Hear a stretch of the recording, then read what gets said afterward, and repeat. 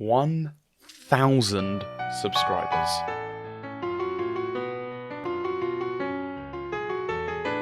That is a rather large amount of people who have seen my content and thought, yeah, he's cool. This is a genuine dream come true.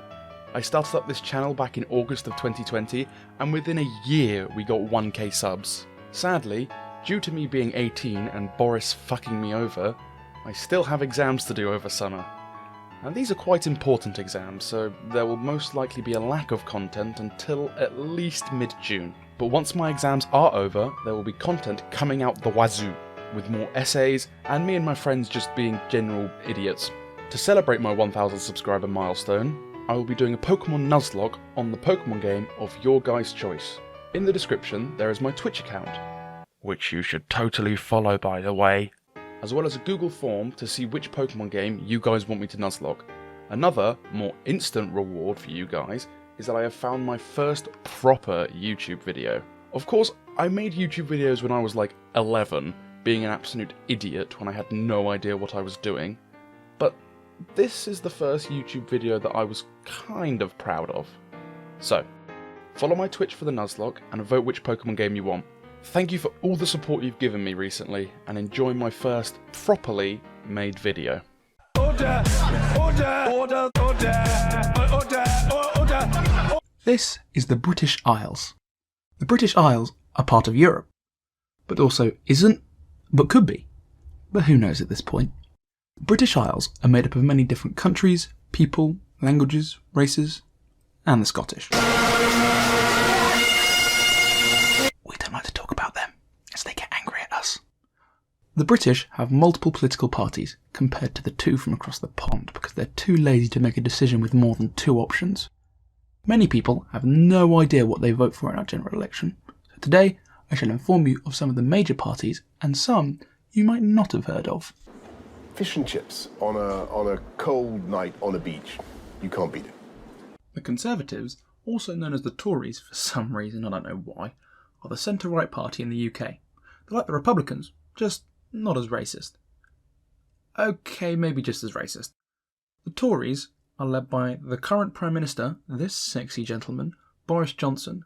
Some of his adventures include getting stuck on a zipline,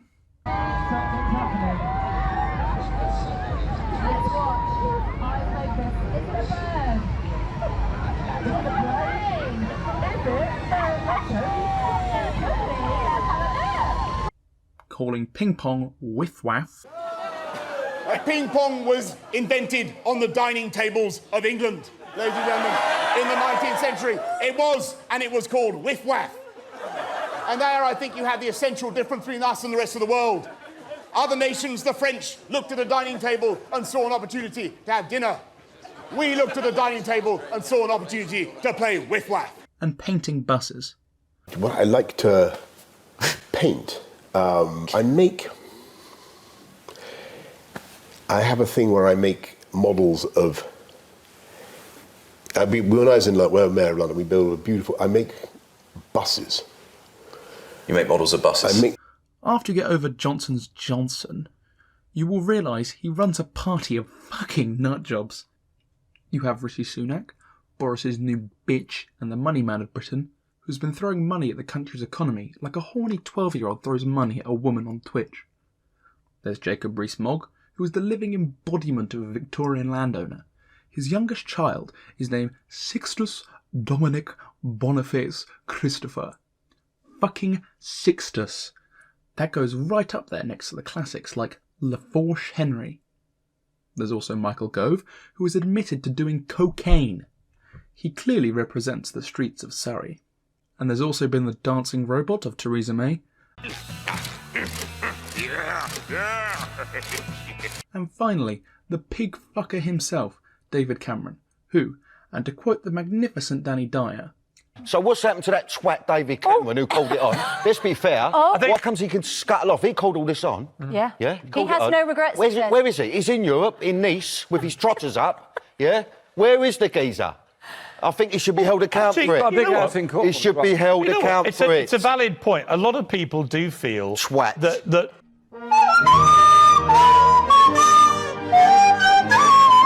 The Labour Party is like the Democratic Party in America, but every politician is replaced with Bernie Sanders. So nothing like the Democratic Party then? Yes, exactly.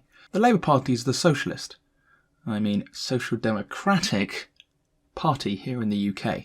Many of the radical party members believe that many things should be state-owned, like the postal service, the train service, the zoo industry, internet companies, and the sex industry, etc., etc. One of those things isn't true, of course. No one thinks zoos are profitable for the government to buy up anyway. Labour sees itself as the party of the people, which is a little counterproductive, as all political parties are the party of the people. That's how democracy works. It has come very popular amongst the younger and working class voters. If the OK Boomer girl, Nico Lol, was British, she'd be wearing a shirt that says Corbyn and sounding like Vicky Pollard. No, but oh my god, that is so unfair. Everybody knows I gave up smoking when I was like 9. Anyway, if anybody's been breaking the rules, it's Harmony Butler, because she stole Shanita's eyeliner pencil and drew a picture on the dormitory wall of a big fat woman with a penis. Some of the standout Labour politicians include Jeremy Corbyn, who's a pensioner whose biggest achievement as the Labour leader is high-fiving a pair of fresh badonkadonks.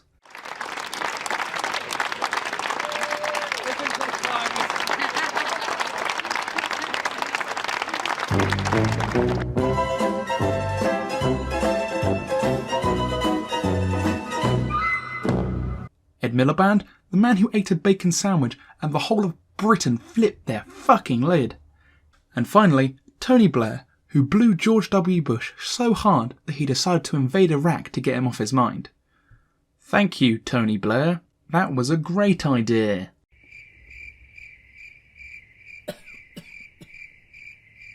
I have no idea what they do. Scotland! Okay, fine. The Liberal Democrats are the weird third party in the UK. They're the Democratic Party from America, but if no one actually gave a shit about the Democratic Party. The Lib Dems are the centrist party, who sometimes align with either party, by which I mean whichever party acknowledges their existence the most. Both parties beat up on the Lib Dems for only having 11 seats in the House of Commons, although they did get 11.5% of the vote, but got 1.7% of the seats in Parliament. The current leader is Jo Swinson. No, Jo Swinson. She is so unpopular that she didn't get re-elected to Parliament in the 2019 election. I'll say that again. The leader of the party didn't get elected to Parliament. Omega lol. Can we get some kick W's in chat? Yeah, there's not much to the Lib Dems.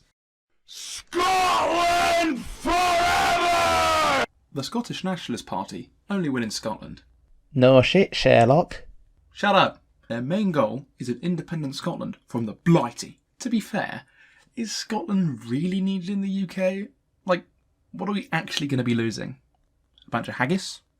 Almost naked men in skirts? Alcoholics? North Sea oil? The entire UK's nuclear arsenal? Oh, and of course, Ewan McGregor. It's shite being Scottish! We're the lowest of the low! The scum of the fucking earth! The most wretched, miserable, servile, pathetic trash that was ever shot into civilization! The Scottish Nationalist Party, compared to other nationalist parties, is fairly liberal. The SNP has gained a huge amount of popularity in the last few general elections, and it's made the other major parties very scared. The leader of the SNP is Nicola Sturgeon, and she is the female version of William Wallace. And before you mention Alex Salmond, I'll remind you that he may be a sexually assaulting man, along with Harvey Weinstein and your dad. Haha. The last time they tried to ask for independence was in 2014, where the haggis eating, goat fucking, alcoholics, degenerate fucks voted 55% to stay in the UK. And I really don't understand why those spoiled Scottish don't want to be joined in a perfect union with us. Because we invaded their land and cut down their trees and dug up their earth? Whatever. I live in Smethwick, Birmingham. If you want the fucking brawl, come down Smethwick Hospitality. I'll come out of my house and I'll break your fucking legs. Oh my god, UKIP. UKIP stands for the United Kingdom Independence Party. Like the SNP, they have one goal in mind: getting the UK out of the European Union. They pull mostly classical voters. Their old leader was Nigel Farage, who was a real British man, So much that he loves a good pint so much his teeth have gone piss-coloured. How much more British can you get? Nigel Farage is best summed up by this photo. Exactly. That's UKIP in a nutshell. Oh, you thought old UKIP was bad? You haven't seen how bad it is now that Nigel has left to go and do bigger projects and parties. UKIP has moved so far to the right that it makes the Tories look progressive. They want to ban all multilingual documents from offices, they want to ban all forms of face covering in public, including burqas, and reduce net migration to 0 within 5 years. However, and I don't like UKIP, and this is a big however, some of their other points kind of make sense. No, hear me out. Removing the House of Lords is a pretty good thing, as all the Lords do is, I don't really know. They do all right reality TV shows, I guess. And just because I agree on some of their less idiotic policies, doesn't mean I'm racist. Oh, for fuck's sake. It's good to touch the green, green grass of home. The Green Party is basically the thorn in the Tories' arse. The Greens are the party that care the most about the environment. And no, they aren't hippies. Or well, most of them aren't. Their big talking point is their Green New Deal, which is their way of reducing climate change the most in the UK as quickly as possible. They only have one seat in the British House of Commons, and that's Brighton Pavilion. For some reason, no matter how much young people rave about the Green Party, the only thing that comes to mind to me when I hear the Green Party is a bunch of old grannies sitting in the garden knitting scarves for some reason. Don't ask why, because I don't have an answer for you.